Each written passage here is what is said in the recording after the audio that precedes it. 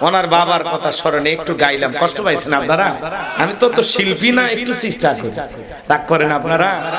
আমার আল্লাহ রাব্বুল আলামিন বলেন সূরা আরাফ আয়াত নাম্বার 204, আমার আল্লাহ পাক জানিয়ে দিলেন তোমাদের সামনে যখন কোরআন পাঠ করা হয়, কোরআনের আলোচনা করা হয়, চুপ করে কান লাগিয়ে মনোযোগ সহকারে কোরআনের কথাগুলো শ্রবণ করো। যারা চুপচাপ কোরআনুল কারীমের কথাগুলো শ্রবণ করবে, আমার আল্লাহ রাব্বুল আলামিন আসমান থেকে তাদের উপরে আল্লাহর রহমত বৃষ্টির মতো নাজিল করবেন। বলুন সুবহানাল্লাহ। তাহলে বলেন তো কোরআনের কথাগুলো শুনলে লাভ না ক্ষতি? লাভটা কি আমার আল্লাহ জানায় দিলেন, ওয়াযাক্কির ফাইন্নায যিকরা তানফাউল মুমিনিন।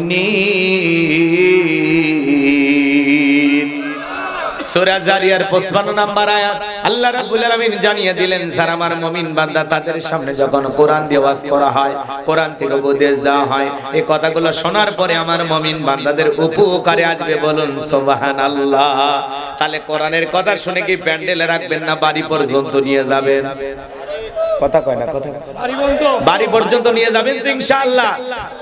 সেই কথা আল্লাহ রাব্বুল আলামিন বলেন, আল্লাযীনা ইয়াসতামিউনাল কাওলা ফায়াত্তাবিউনা আহসানাহু উলাইকাল্লাযীনা হাদাহুমুল্লাহু ওয়া উলাইকা হুম উলুল আলবাব।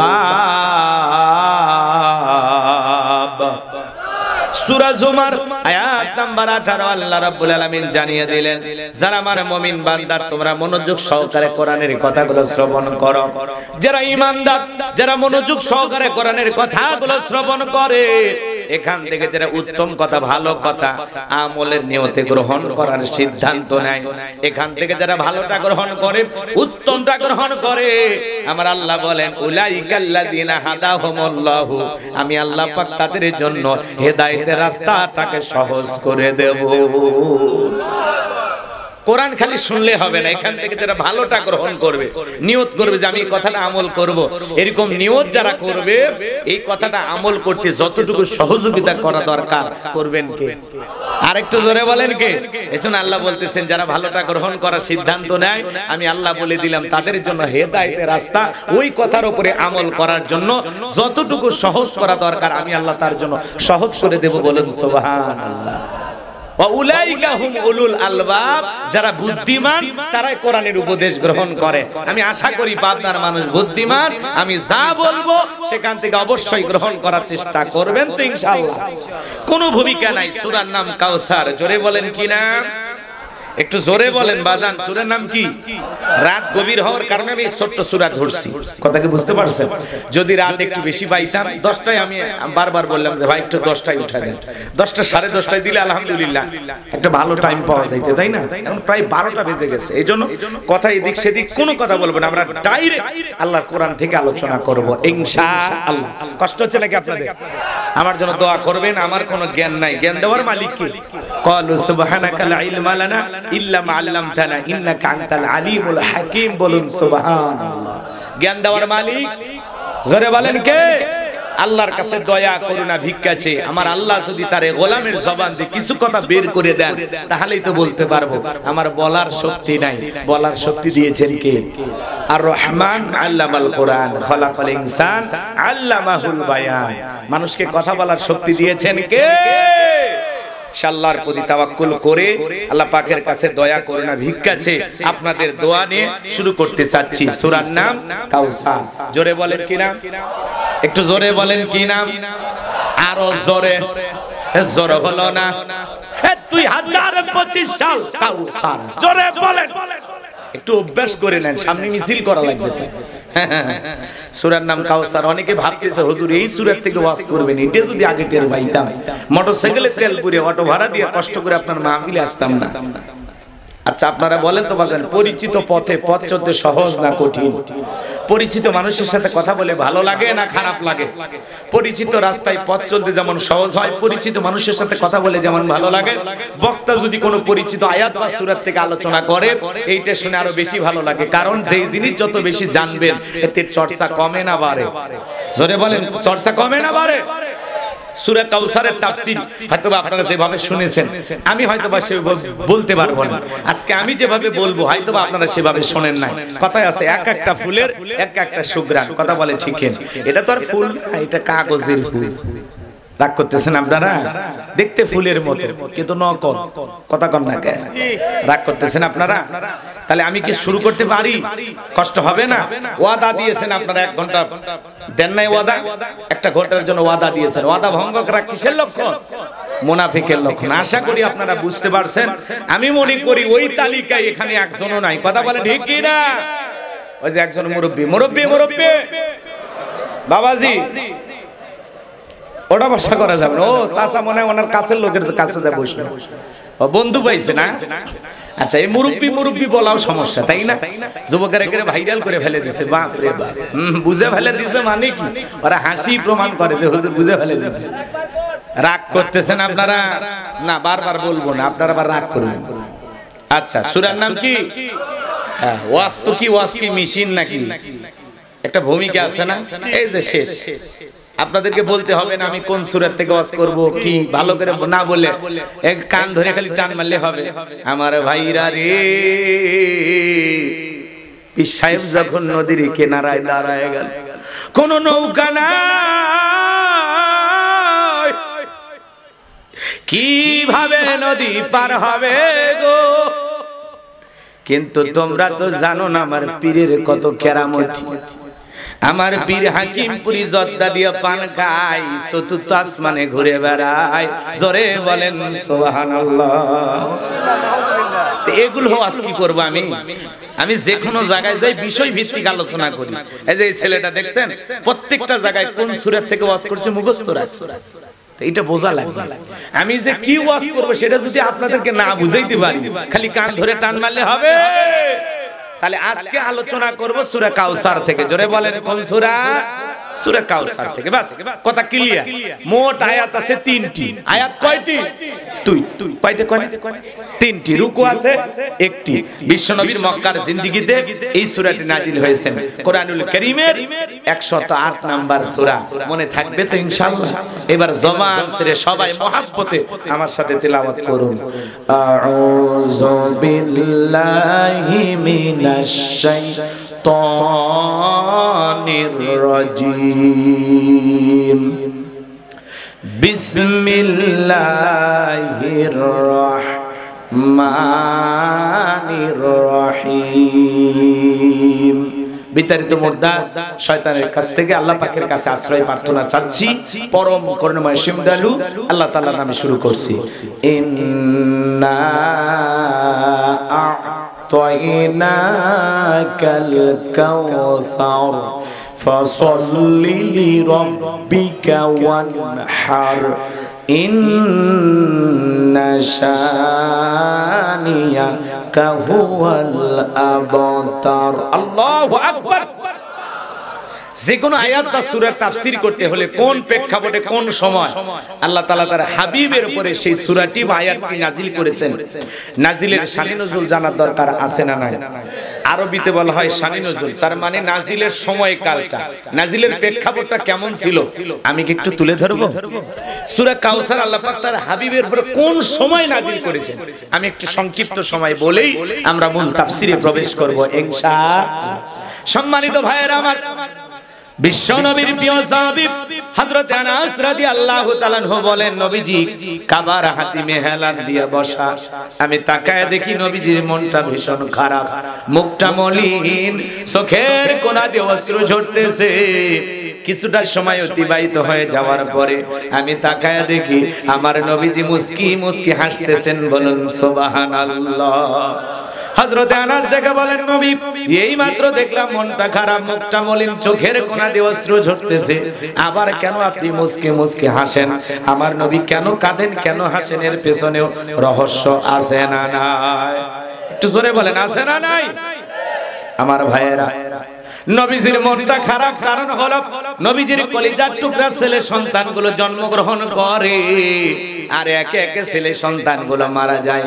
আবুল কাসেম মারা যায়, আবু তাহের মারা যায়, নবীজির কলিজার টুকরা সন্তান ইব্রাহিম মারা যায়, ছেলেগুলো জন্ম নেয় আর একে একে মারা যায়, একটা ছেলে সন্তানও জীবিত থাকে না। বলেন তো বাজান, বাবা হিসাবে নবীর মনেও কষ্ট লাগে কিনা?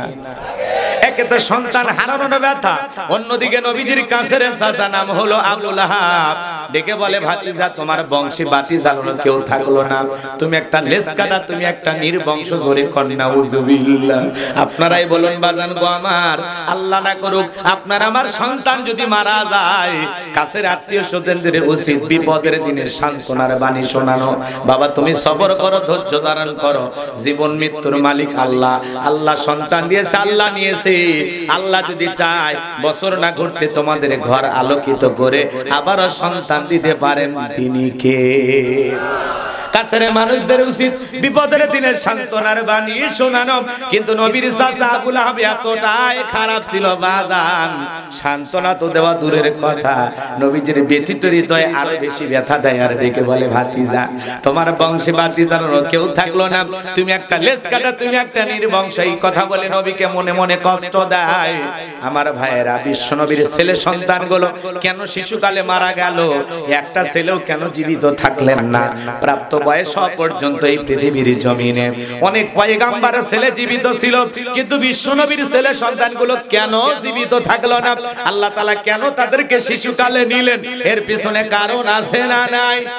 নবীজির ছেলে সন্তানগুলো শিশুকালে বিদায় নেওয়ার পিছনে কারণ আছে তিনটি। জোরে বলেন কয়টি? নবীর উম্মত হিসেবে জানতে মনে চায় না নবীর ছেলে সন্তানগুলোকে আল্লাহ তাআলা কেন শিশুকালে নিলেন, কেন তারা যৌবন পর্যন্ত এই পৃথিবীর জমিনে জীবিত থাকলো না?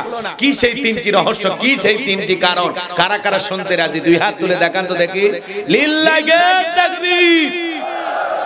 নবীর প্রতি মহব্বত ভালোবাসা যাদের আছে, আজকের আলোচনা তাদের ভালো লাগবে। এদিক খেয়াল করেন, নবীর ছেলে সন্তানগুলো কেন জীবিত থাকলো না, এই বিষয়টা নিয়ে যদি আমি আলোচনা শুরু করি তাহলে 3 নম্বর আয়াতের আলোচনায় চলে যাওয়া লাগবে। আমি কি 1 নম্বর আয়াত বাদ দিয়ে 3 নম্বরে চলে যাব, নাকি আস্তে আস্তে শুরু করা যায়? ধৈর্য আছে তো ভাই? আল্লাহ কবুল করেন, জোরে বলেন আমিন। আমার ভাইয়েরা, নবীজির ছেলে সন্তানগুলো কেন জীবিত থাকলো না? অনেকে নবীর সম্মান মর্যাদা কোনো কিছু বোঝে না। এক জায়গায় যা বললাম, ভাই বলেন তোমাদের নবীর নাম কি? বলে হুজুর আব্দুল কাদের জিলানী। পীর সাহেবের নাম মুখস্থ আছে, কিন্তু কপাল পোড়া আমার নবীজির নামটাও বলতে পারে না। এমন মুসলমান আছে না নাই? আমার ভাইয়েরা, একে তো সন্তান হারানোর ব্যথা, আপন মানুষদের সমালোচনা ব্যথিত হৃদয়, অন্যদিকে সাহাবায়ে কেরাম যারা ইসলাম ধর্ম গ্রহণ করে, কাফের বেঈমানরা তাদের উপর নির্যাতন জুলুমের স্টিম রোলার চালায়। বিশ্বনবী রাত্রি বেলায় দারুল আরকামে বসা, হযরতে বেলাল তখনও কালেমা পড়ে মুসলমান হন নাই। নবীজির সন্ধান করার জন্য হযরতে বেলাল বিশ্বনবীর দরবারে উপস্থিত হয়ে গেলেন। নবীজির চেহারার দিকে তাকাইয়া দেখে বলে, নবী গো, আপনার চেয়ে সুন্দর মানুষ আমি জীবনে কোনোদিন দেখি না। একটু জোরে বলেন না সুবহানাল্লাহ। আপনারা আমার নবী কতটা সুন্দর ছিলেন জানেন? হযরতে জাবের রাদিয়াল্লাহু তাআলা আনহু বলেন, পূর্ণিমার রাত আমি রাসূলের বাড়িতে গিয়েছিলাম, সেদিন দেখেছিলাম চাঁদ উদয় হয়েছে দুইটা, একটা চাঁদ আসমানে আর একটা চাঁদ জমিনে। হযরতে জাবের ডেকে বলেন, ওই আকাশের পূর্ণিমার চাঁদের চাইতেও বিশ্ব নবীকে আমার কাছে বেশি সুন্দর মনে হয়। আম্মা জান আয়েশা ডেকে বলেন, যারা ইউসুফ নবীর চেহারার দিকে তাকাইয়া মিশরের নারীরা ফল কাটতে গিয়ে আঙ্গুল কেটে ফেলে দিয়েছিল, ওরা যদি বিশ্ব নবীর চেহারার দিকে তাকাইতো, শুধুমাত্র আঙ্গুল নয়, আঙ্গুল কাটতে কাটতে, হাত কাটতে কাটতে কখন যে নিজের কলিজা কেটে দুফাক করে দিত, মুহূর্তের জন্য টের পাইতো না। আপনার আমার নবী এতটাই সুন্দর। আম্মা জান আয়েশা ডেকে বলেন, ও দুনিয়ার মানুষ, তোমাদের একটা সূর্য আছে, আমি আয়েশারও একটা সূর্য আছে। তোমাদের সূর্য উদয় হয় দিনের বেলায়, আর আমি আয়েশার সূর্য উদয় হয় রাতের বেলায়। আম্মা জান আয়েশা একদিন সেলাইয়ের কাজ করতেছিলেন, হাত থেকে সুইটা পড়ে গেল, বাতিতে কোনো তেল ছিল না, বাতি জ্বালাইতে পারলেন না, অপেক্ষায় বসে থাকলেন। বিশ্বনবী তখন এশার সালাত আদায় করার পরে ঘরের ভিতরে প্রবেশ করে সর্বপ্রথম নবীজি আম্মা জান আয়েশাকে সালাম দিবেন। নবীজি ঘরে ঢুকে স্ত্রীকে কি দিলেন? সালাম দিলেন। দিলেন, জোরে বলেন কি দিলেন? আমার ভাইয়েরা, বিশ্বনবীজি ঘরে ঢুকে যদি তার স্ত্রীকে সালাম দেন, উম্মতের ঘরে ওই আমল থাকার দরকার আছে না নাই? আপনি আমি যখন ঘরে প্রবেশ করব, বিবিকে সালাম দেব, আসসালামু আলাইকুম রহিমা, কেমন আছো সোনা? ঘরের দরজাটা খোলো না, আমি তোমার লিটনের বাপ, তোমার দিওয়ানা। বউ খুশি হয়ে দরজা খুলে দেবে, কথা বলেন ঠিক কিনা? কিন্তু আমাদের ব্যবহার এত মিষ্টি না, রাগান্বিত হয়ে ডাক দেয়, এ রুবেলের মা, এ দরজা খোল, বেশি দেরি হলে দরজা ভেঙে ফেলে দিয়া, আজ তোর পিঠের উপর কি যে হবে রে। ভিতর থেকে বউ বলে, এটা স্বামী না সেকেন্ড আজরাইল। কথা কন নাকি আপনার? এরকম স্বামী আছে না নাই? ভাইরে ভাই, বউকে সালাম দিবেন। স্বামী স্ত্রীর মধ্যে সালাম আদান প্রদান হলে আল্লাহর পক্ষ থেকে 3টা রহমত নাজিল হয়। বিবিকে সালাম দিবেন, লোকজন যদি না থাকে বউয়ের হাত ধরে মুসাফা করবেন। জোরে বলেন কার হাত? এ যুবকে কথা বলো না কেন? এ কথা বলে না বলে যুবক, তোমরা যে পুরুষ আমার তো সন্দেহ হচ্ছে। হ্যাঁ, কার হাত ধরে সালাম দিবেন? বইয়ের হাত, পাশের বাড়ির ভাবির হাত না ধরলে ঝাঁটা দিয়ে পিটাবে। বইয়ের হাত ধরে মুসাফা করবেন। একেবারে যদি ময়দান ফাঁকা থাকে, কোলাকুলিও সেরে নেবেন। কথা বলেন ঠিক কি না? জয়পুর হাটে ওয়াজ করলাম, এক যুবক ডেকে বলে, হুজুর বউকে সালাম দিতে আমার শরম লাগে। আমি তখন বললাম, বিয়ে করছো? কই কি কোন হুজুর, 3টা সন্তানের বাবা আমি তখন বললাম, স্ত্রী সহবাসের একটা দোয়া আছে, তুমি কি জানো? কয় তো হুজুর, ওটা দোয়া পড়ার টাইম। কথা কয় না কে? আমার ভাইয়েরা, আমি তখন বললাম, 3টা সন্তানের বাবা হয়ে গেল, তোমার শরম লাগে না? বউকে সালাম দিতে গিয়ে শরম লাগে, এটা শরম না শয়তানি। আপনারা যদি পারিবারিক জীবনে সুখ পেতে চান, দাম্পত্য জীবনে ভালো থাকতে চান, আজকে ঘরে ঘরে অশান্তি, সুখ নাই। কথা বলে ঠিক কিনা? ঘরে জ্বালা, বাহিরে জ্বালা, জীবনটা ভালা ভালা জ্বালা। ওরা আছে, ওরা আছে নাই? কত বড় বড় কথা বলতে আজকে নাই, আছে নাকি? আছে। হাইরে কি বলতো, পালাবে না, পালাবে না। আরে কি দাম্ভিক কথা, কি অহংকার, কি ক্ষমতার গরম। 41 সাল পর্যন্ত হাইরে হাইরে মাতবাড়ি অহংকার ছিল। ওরা আছে, জোরে বলেন ওরা আছে। এজন্য অহংকার করতে নাই। কথা বলে ঠিক কিনা? আল্লাহ ধরে ধরে না, ধরলে আল্লাহ ইন্না বাতাস। আপনারা না চিনলে ওরা ঠিকই চেনে যে এরে দিয়ে দুনিয়ায় কি চলতেছে। কথা কন ঠিক কিনা? মনে রাখবেন, যারা বাতিলের টার্গেটে পরিণত হয়, মনে রাখবেন এদের দাওয়াত কবুল হচ্ছে। কথা বলে ঠিক কিনা? ওরা 116 জন আলেমের তালিকা করে দুদকে জমা দিয়েছিল। আমার রোল নাম্বার ছিল 23। আমার 2টা ওয়াজ ওরা ভুল ধরেছিল। একটা বৈশাখ নিয়ে আলোচনা করেছিলাম, আর একটা বলেছিলাম ধর্ম যার যার, উৎসব সবার। এই স্লোগান দেওয়া যাবে না, এটা ঈমান ধ্বংস করা স্লোগান, এটা কুফরি স্লোগান। কোন মুসলিম এই স্লোগান দিতে পারে না। বিস্তারিত ব্যাখ্যা সেখানে বলেছিলাম, আজকে ওই দিকে যাওয়ার সুযোগ নাই। ধর্ম যার, উৎসবতা। হিন্দুদের উৎসব হিন্দুদের কাছে, বৌদ্ধদের উৎসব বৌদ্ধদের কাছে, খ্রিস্টানদের উৎসব খ্রিস্টানদের কাছে, মুসলমানের উৎসব মুসলমানের কাছে। ধর্ম যার, উৎসবতা। চাকরি যার, বেতন সবার। মারবেন নাকি? বউ যার, হক সবার। গাছ যার, ফল সবার। পুকুর যার, মাছ সবার নাকি? তো পুকুর যার, মাছ তার, ফসল এদিক, ফসলের ক্ষেত যার, ফসলও তার। গাছ যার, ফল তার। চাকরি যার, বেতন তার। বউ যার, হক তার। তো ধর্ম যার, উৎসবও তার। ওরা বেশি অতিরঞ্জিত কথা বলে আমাদেরকে বোকার স্বর্গে বসবাস করাইতে চায়, কিন্তু আমরা তো অত বোকা না। ধর্ম মানতে গেলে বুঝে শুনে মানা লাগবে। আব্দুল্লাহ জাহাঙ্গীর স্যার মারা গেছেন, আল্লাহ পাক তার কবরকে জান্নাতের বাগান বানায় দেন। জোরে বলেন আমিন। তিনি তার বক্তব্য দিতে গিয়ে বলতেন, বাংলাদেশের মানুষের আবেগ বেশি, এদেশের মানুষের ধর্মীয় আবেগ বেশি, কিন্তু ধর্মীয় জ্ঞান কম। কথা কি বুঝতে পারছেন? তা আমাদের ধর্মীয় আবেগ বেশি, কিন্তু ধর্মীয় জ্ঞানের অভাব। কথা বলে ঠিক কিনা? কোন মুসলমান এই পূজার অনুষ্ঠানে যেতে পারে? তারা আমাদের ঈদের নামাজে আসে না, জুমায় আসে না, জানাজায় আসে না, শবে কদরে আসে না, লাইলাতুল বরাতে আসে না। আপনি কেন যান? কোনদিন একটা অমুসলিম লাইলাতুল কদরের রাত্রিতে আপনার সাথে এসে 2 রাকাত নামাজ পড়লো না, পড়তে দেখছেন নাকি? তাহলে ওরা আপনার উৎসবে আসে না, ঈদের মাঠেও আসে না, জুমায় আসে না, আর আপনি এতটাই নির্লজ্জ বেহায়া, দাওয়াত ছাড়াই ওদের পূজায় যায়, পাশাত খান আর বলেন মায়ের কাছে যখন কিছু চাইবেন আমার নামেও চাইবেন। এটা মানুষ না ভণ্ড? কথা বলেন না কেন আপনারা? বলবো রাগ করতেছেন আপনারা? তাহলে বিচারপতি মানিকেরও বিচার হওয়ার দরকার আছে না? পলকের ঝলক গেল, পলকের ঝলক গেল, থামিয়ে নেটের চাকা, ওদের সারা দেশটা বড় লাগে ফাঁকা ফাঁকা। কোথায় গেল সংসদেতে মমতাজের গান, কোথায় গেল হযরত বলা শামীম ওসমান। এই শামীম ওসমান মাইক পাইলে বলতো খেলা হবে খেলা হবে, আজকে মাঠ পড়ে আছে কিন্তু শামীম ওসমান না। আসেন এইবার খেলা হবে, আসল খেলা, কথা কোন ঠিক কি না? রাগ করতেছেন মনে হয়। কোথায় গেল আরাফাত আর ব্যারিস্টার সুমন, কথা বলার সময় এরা করেনি ওজন। ইনু মিনু সবাই আছে শুনছি কারাগারে, পাপ করিলে ছাড়ে না কোনোদিন পাপ তারে, কথা বলে ঠিক না? এই ব্যারিস্টার সুমন কত কথা বলতো, কি অভিনয় করতো, এটা কি মানবতার ফেরিওয়ালা। এরে যেদিন গ্রেফতার করে সেদিন বলতেছে আমি পুলিশের সাথে থানায় যাচ্ছি, আমার ভক্তরা ঘাবড়াবেন না। এখন 5 দিনের রিমান্ড নিয়ে সাইজ করছে হালকা, কাঠগড়ায় দাঁড়ায় কান্নাকাটি করে, কথা বলেন ঠিক না? রাগ করতেছেন? কাঠগড়ায় দাঁড়িয়ে কান্নাকাটি করে আর বাহিরে মিডিয়ার সামনে একটু করে মুচকি হাসি, তার মানে ভিতরে কাঁদো বাহিরে হাসো। জাতির মানুষ বুঝেছে ফেলেছে ব্যারিস্টার সুমন অভিনয় কম করো প্রিয়। জাতির মানুষ এদের অভিনয় বুঝে ফেলেছে, কথা বলেন ঠিক না? আমার ভাইয়েরা লম্বা হবে, লম্বা করব না। আমি যে কথা বলতে যাচ্ছিলাম গভীর মনোযোগ দিয়ে শুনে যান। হযরতে বেলালের কথা মনে আছে না নাই? কেমন নবী পাইছি, নবীর সম্মান মর্যাদা কত। যে নবী জমিনে পথ চললে আসমানের মেঘ এসে ছায়া প্রদান করত, আসমানের চাঁদের দিকে ইশারা করলে চাঁদ 2 টুকরো হয়ে যেত, জমিনে পা তুললে মাওলা পাকের আরশে আজিমে পৌঁছে যেত। আল্লাহু আকবার বলে। আমার ভাইয়েরা, নবীজি যদি হ্যাঁ বলতেন পুরো পৃথিবীবাসীর জন্য আল্লাহ পাক হালালে পরিণত করে দিত। নবী যদি না বলতেন পুরো পৃথিবীবাসীর জন্য আল্লাহ পাক হারামে পরিণত করে দিত। সেই ছাগলের স্তনে দুধ নাই, রাসূলের হাতটা লেগে গেলে দুধে পরিপূর্ণ হয়ে যেত।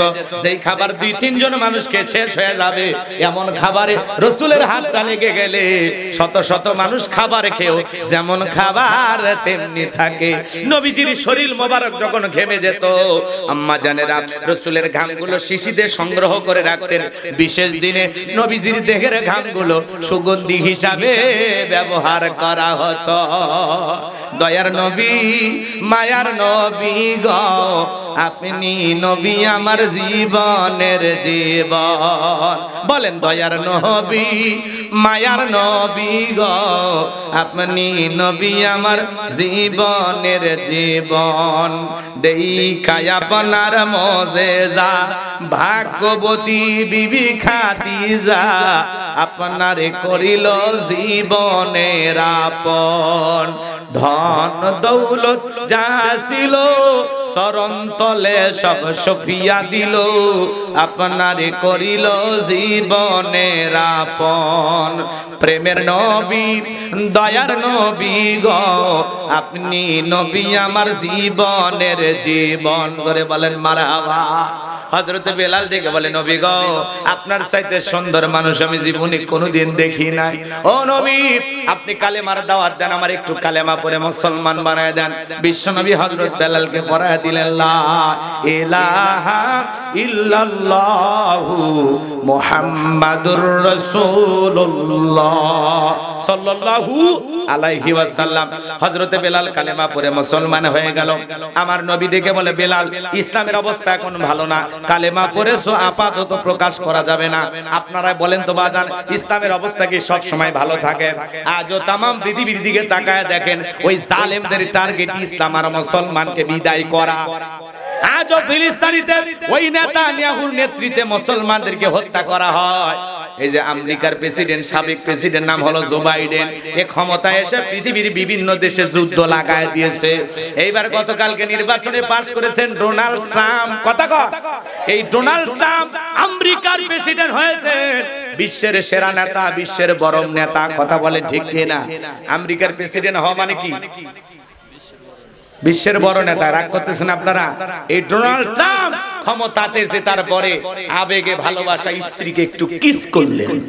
কথা কয় না কেন?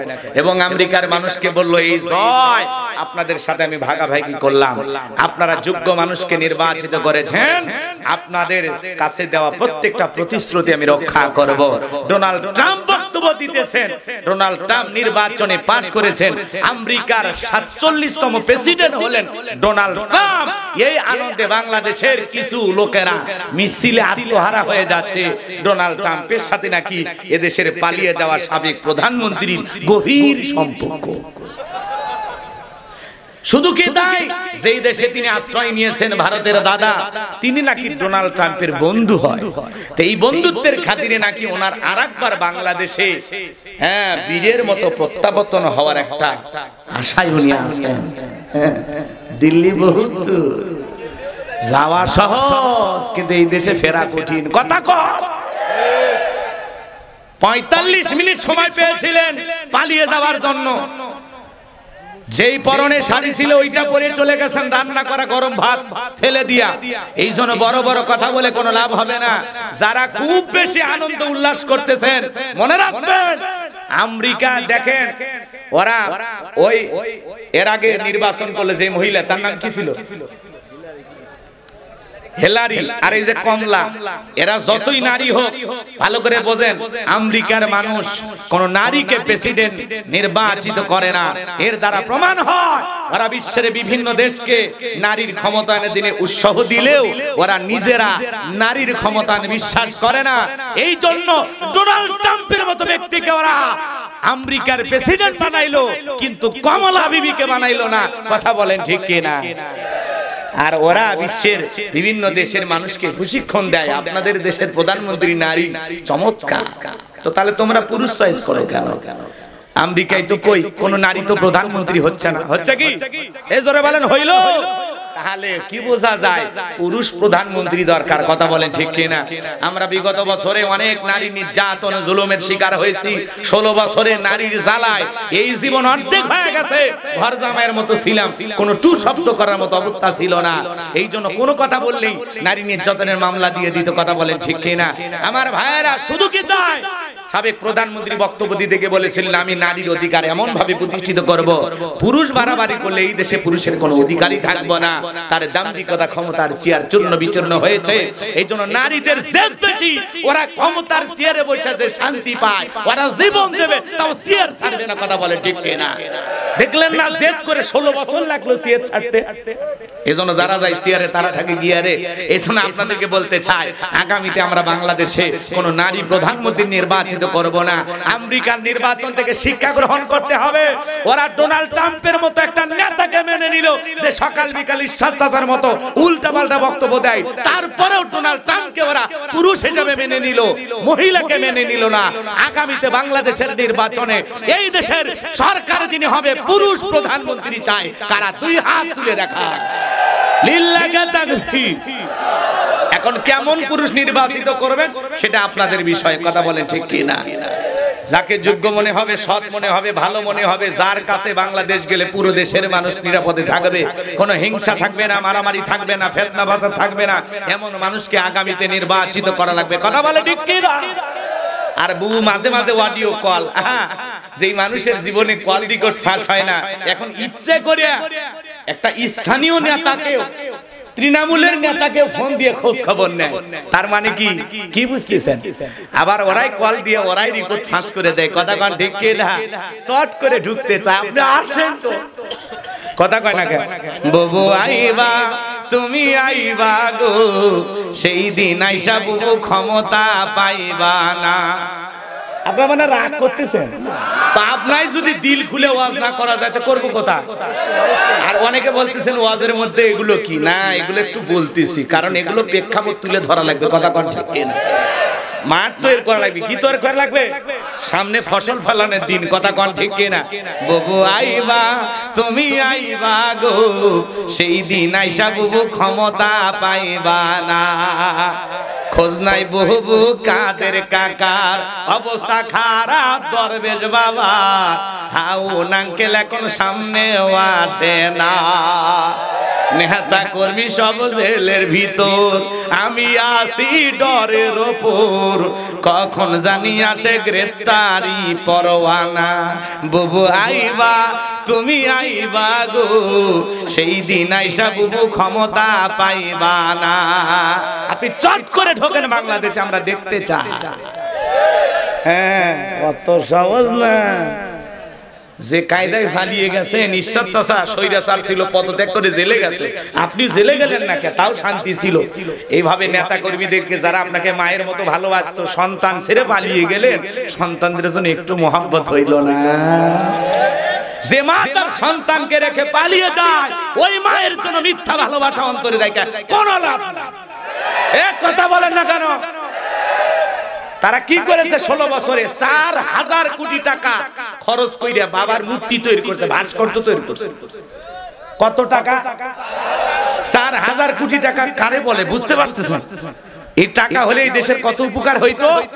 গরিব খাইতে পারে না, কথা বলে না কেন? গরিবের দেহে পোশাক নাই, ডাস্টবিনের খাবার কুড়ে খায়, কুকুরের সাথে রুটি ভাগাভাগি করে খায়। এই দেশের নারী সতীত্ব বিক্রি করে তার পেটের খাবার জোগাড় করে। এগুলো ইতিহাস আমরা পড়েছি। পরনে মানুষের কাপড় নাই, শীতের কম্বল নাই, হাজার হাজার মানুষ কাতরায়। আর বাপের নামে 4500 কোটি টাকা খরচ করে ভাস্কর্য যারা বানিয়েছে, এরা কখনো দেশপ্রেমিক হতে পারে না, পারে না, পারে না, পারে না। কিসের দেশপ্রেম দেখেন আপনারা? গরিব খাইতে পারে না, গরিবের শরীরে পোশাক নাই, গরিবের ঘর নাই, বাড়ি নাই, আর বাপের নামে ভাস্কর্য বানান। কথা বলেন না কেন আপনারা? এগুলো টাকা যদি গরিব দুঃখীদের মাঝে বন্টন করে দেওয়া হতো, কত পরিবার স্বাবলম্বী হয়ে যেত, আপনি টের পাচ্ছেন? এই টাকাটা কারো বাপদাদার সম্পত্তির টাকা নাই, প্রত্যেকটা টাকা এই দেশের জনগণের। পদ্মা সেতু কার টাকা দিয়ে হয়েছে? জনগণের টাকা দিয়েছে। মেট্রো রেল কার টাকা দিয়ে হয়েছে? জনগণের টাকা দিয়ে হয়েছে। যত উন্নয়ন সব এই দেশের জনগণের টাকা দিয়ে হয়েছে। আর যে পরিমাণে দুর্নীতি করেছে ওটা তো বলাই যাবে না। 11 লক্ষ কোটি টাকা বিদেশে পাচার করেছে, 93 বিলিয়ন ডলার ঋণের বোঝা মাথায় চাপিয়ে দিয়ে ওরা পালিয়ে গেছে। ওদের মহব্বত কলিজায় রাখা মানে আবারও দুঃখের সাগরে ভাসা। শাসকবিহীন এক রাত্রি থাকা আর 60 বছর জালেম শাসকের আওতায় থাকা ভালো। উনি শাসকবিহীন 2-3 রাত আমাদের থাকতে বাধ্য করেছেন। ওই 2-3 রাতে কত লুটপাট হয়ে গেছে, কত মারামারি, হাঙ্গামা, ফিতনা ফাসাদ, ঘর বাড়িতে আগুন, বিভিন্ন জায়গায় নানান ধরনের অপ্রীতিকর ঘটনা ঘটছে। দোকানপাট, ব্যবসা প্রতিষ্ঠান লুটপাট করে নিয়ে গেছে, কথা বলে ঠিক কিনা? ঘর বাড়িতে চুরি হয়েছে, কত ধরনের ঘটনা ঘটছে একমাত্র আল্লাহ ছাড়া কেউ জানে না। যে পরিমাণে এই দেশের ক্ষতি ওনারা করেছেন, তাদেরকে নিয়ে ভাববে যারা, আমার মনে হয় সত্যিকারের বোকার পাগল তারা। ওই পাবনা মানসিক হাসপাতালে তাদের ভর্তি করানো উচিত। পরিবর্তন হতে রাজি আছেন? আগামীতে নতুন সরকার আমরা প্রতিষ্ঠিত করব, যারা দুর্নীতি মুক্ত বাংলাদেশ গড়বে, ন্যায় বিচার কায়েম করবে। এই জমিনে কোরআন আইন, আল্লাহর আইন, কোরআনের আইন প্রতিষ্ঠিত হোক। কারা কারা চান দুই হাত তুলে মালিককে দেখা। লিল্লাহি তাকবীর। আল্লাহ এই জমিনকে কোরআনের জন্য কবুল করুন, জোরে বলুন আমিন। আল্লাহ এই জমিনকে ইসলামের জন্য কবুল করুন, জোরে বলুন আমিন। হাত নামান বাজান গো আমার, লম্বা করব না। তাহলে ইসলামের অবস্থা সব সময় ভালো থাকে না। ইসলাম মানার কারণে ঘর ছাড়া করবে, বাড়ি ছাড়া করবে, মিথ্যা মামলা হামলা দেবে, কথা বলেন ঠিক কিনা? অন্ধ ব্যক্তির নামে পর্যন্ত গাড়ি পোড়ানোর মামলা দিয়েছিল। এর চাইতে বড় মিথ্যা কথা আর কিছু হতে পারে? অন্ধ মানুষ কি গাড়িতে আগুন লাগাইতে পারে? তো ওরা কত বড় মিথ্যাবাদী ছিল, আপনাদেরকে কয়টা কথা বলবো, সবই আপনাদের জানা আছে। জ্ঞানী লোক একটু হালকা করে খালি খোসা মেরে সামনের দিকে যাইতেছি। আমার বাজানেরা, এই জন্য মনে রাখবেন, বাজানেরা আমার, এই কথাটা পরিষ্কার ভাবে মনে রাখবেন, জালেমদের টার্গেট ইসলাম আর মুসলমান বিদায় করা। আমার ভাইয়েরা, ইসলাম আলাদের উপরে যারা নির্যাতন করবে, নামধারী মুসলমান হতে পারে আর একজন কাফের, আর ওই ধরনের মুসলমানের মধ্যে কোনো পার্থক্য নাই, কথা বলেন ঠিক কিনা? আমার ভাইয়েরা, হযরত বেলাল দিকে বলেন, নবী, ও নবী, আমার মনি বোমাকে একদিন বলেছিলাম উর্দম্বা ছাগল পেশাব পায়খানা করে দেয়, এই ঘরে থাকতে আমার বড় কষ্ট হয়, আমার জন্য একটা ভালো ঘর বাড়ি ব্যবস্থা করে দেন। ও মায়ে দেখে বলে, বেলাল রে, উর্দম্বা ছাগলের দাম আমার কাছে আছে, কিন্তু তোর মতো কালো হাসি বেলালের দাম আমার কাছে নাই। নবী গো, আমার জীবনের কোনো দাম নাই, আপনি শুধু আমাকে দোয়া করে দেন, মৃত্যু পর্যন্ত যেন কালেমার পথে টিকে থাকতে পারি। এই কথা বলে হযরত বেলাল চলে গেলেন। পরের দিন সকালবেলা সূর্য উদয় হয়ে গেছে, অনেকটা বেলা হয়ে গেছে, বেলাল দরজা খোলে না। অন্যান্য চাকর বাকর যারা আছে এরা লাড়িস নিয়ে চলে গেছে। ও মায়ের কাছে যা বলে, নেতা এখন পর্যন্ত বেলাল দরজা খোলে নাই, তাই তাই নাকি বলে হ্যাঁ ঠিক আছে চলো যাই। এইবার বেলালকে ডাক দেয়, এই বেলাল দরজা খোল। হযরতে বেলাল দরজা খোলে না, জোরে করে ধাক্কা মারছে, দরজা খুইলা গেছে। ওমায়ে তাকায় দেখে যেই রাত্রিতে হযরতে বেলাল কালেমা পড়ে মুসলমান হয়েছে, ওই রাত্রিতে একটা উটদুম্বা ছাগলের কাছে কোনো পেশাব পায়খানা নাই। জোরে বলেন মারহাবা। এইবার ওমায়ে ডেকে বলে, এ চাকরের দল, বিলালের বিরুদ্ধে মিথ্যা অভিযোগ দাও। তোমরা যখন ঘুমাচ্ছিলে বেলাল তখন ময়লা আবর্জনা পরিষ্কার করেছে, তাকায়া দেখো না একটা উটদুম্বা ছাগলের কাছে কোনো পেশাব পায়খানা নাই। যাও নিজেদের কাজ করো। ওদেরকে তাড়িয়ে দেওয়ার পরে এক পা দুপা করে বেলালের কাছে চলে গেলেন। যায় বলে, বেলাল, ও বেলাল। বেলাল কোনো কথা বলে না, হালকা করে ধাক্কা মারছে। যখন বেলালের জবান দিয়ে কালেমার আওয়াজ বের হয়েছে তখন জোরে বলেন মারহাবা। বেলালের কণ্ঠে কালেমার আওয়াজ শোনার পরে ওমায়ে ডেকে বলে, বেলাল তোমার জবান দিয়ে সব কি শুনলাম, তুমি কি মুসলমান হয়েছো? হযরতে বেলাল ডেকে বলে, মুসলমান হয় যারা মিথ্যা কথা বলতে পারে না তারা। ওয়াকুলু কওলান সাদীদা। মুসলমানেরা হবে সত্যবাদী, মুসলমানেরা কখনো মিথ্যাবাদী হতে পারে। আর আমাদের সমাজে মিথ্যাবাদী আছে না নাই? বলতো হেলিকপ্টার দিয়ে পানি দিয়েছি, পরে দেখা গেল বুলেট মারছে। কথা বোঝেন নাই? ওরা যে কত মিথ্যাবাদী ছিল বাজান গো। অনেকে রাগ করতে পারে, বেশি আমি বলতেছি না, কষ্ট মনের মধ্যে নেবেন না। আল্লাহর খাঁটি মুমিন বান্দা যারা মিথ্যা কথা বলতে পারে না তারা কথা বলেন ঠিক কিনা? হযরতে বেলাল ডেকে বলে, গতকাল রাত্রি যে বিশ্বনবীর হাতে হাত রেখে আমি কালেমা পড়ে মুসলমান হয়েছি। এই কথা শোনার পরে ওমায়ে ডেকে বলে, বেলাল রে, উটদুম্বা ছাগলের মালিক বানায় দেব, থাকার জন্য ভালো কোয়ার্টারের ব্যবস্থা করে দেব। এখনো সময় আছে, আব্দুল্লাহর বেটা মুহাম্মদ সাল্লাল্লাহু আলাইহি সাল্লামের ধর্ম ত্যাগ করো। হযরতে বেলাল ডেকে বলে, ও উমাইয়া, দুনিয়ার কোন পার্থিব সম্পদের বিনিময়ে বেলাল তার ঈমান বিক্রি করবে না। ওমায়ে কথা শোনার পরে ডেকে বলে, আমার কথা না শুনলে আমাদের বড় নেতা আবু জেহেলকে ডাক দেব, খবর পৌঁছায় দেব আবু জেহেলের কানে। হযরতে বেলাল দেখে বলে, কোন বড় নেতা ছোট নেতা, এখন কাউকে গোনার টাইম নাই। আমি দুনিয়ার কোন আবু জেহেলকে ভয় করি না, আমি ভয় করি আমার আল্লাহকে। আল্লাহ ছাড়া দুনিয়ার কোন মানুষকে ভয় করা জায়েজ নাই। কথা কয় না কেন? আপনারা তো ভয় পাচ্ছেন নাকি? ভয় পাচ্ছেন?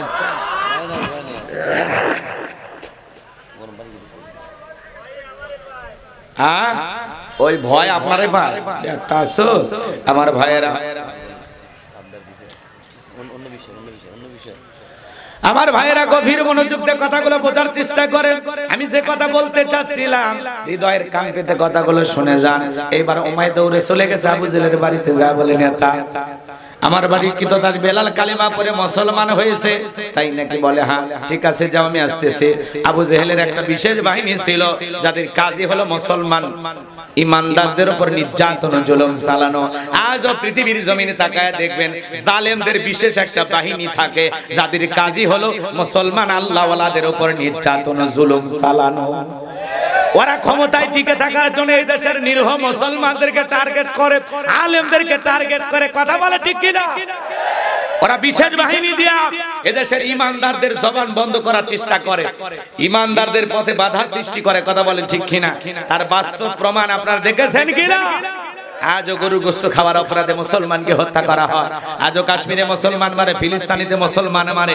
মনে রাখবেন, ওই জালেমদের শেষ পরিণতি হবে পরাজয়, আর ইমানদারদের শেষ পরিণতি হবে বিজয়।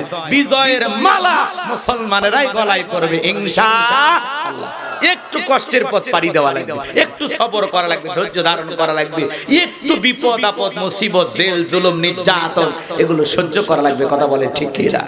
এই ৫৬,০০০ বর্গ মাইল জুড়ে বিশাল বড় একটা জগদল পাথর বুকের উপরে চেপে বসেছিল, আজকে সেই পাথর নাই, আমরা শান্তিতে নিঃশ্বাস নিতে পারতেছি। কথা বলে ঠিক কিনা? আমার ভাইয়েরা গভীর মনোযোগ দিয়ে শুনে যান।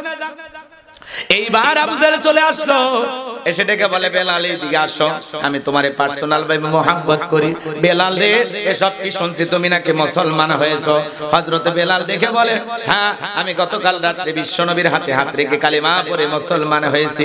আবু জেহেল ডেকে বলে, বেলাল উটদুম্বা ছাগলের মালিক যদি হতে চাও বানায়া দেব, ব্যবসা বাণিজ্য যদি করতে চাও দিরহাম টাকা পয়সা যা লাগে সব তোমারে দেব, ঘর বাড়ি বানায়া দেব। ও বেলাল তুমি যা চাও আমরা তাই দেব, তুমি চাইতে দেরি, তোমার সামনে প্রস্তুত করতে দেরি করা হবে হবে না। হযরতে বেলাল ডেকে বলে, হে আবু জেহেল, দুনিয়ার সব সম্পদ যদি বেলালকে দিতে চাও, দুনিয়ার সব সম্পদ ছাড়তে রাজি, কিন্তু বিশ্ব নবীর কালেমা ছাড়তে রাজি নাই। চিৎকার মেরে বলেন মারহাবা। এ ভাই, এই যে আপনারা যে দুই একজন উঠতেছেন, কি একটা বাচ্চা, নিজেদের ওয়াদাটা ঠিক রাখবেন না?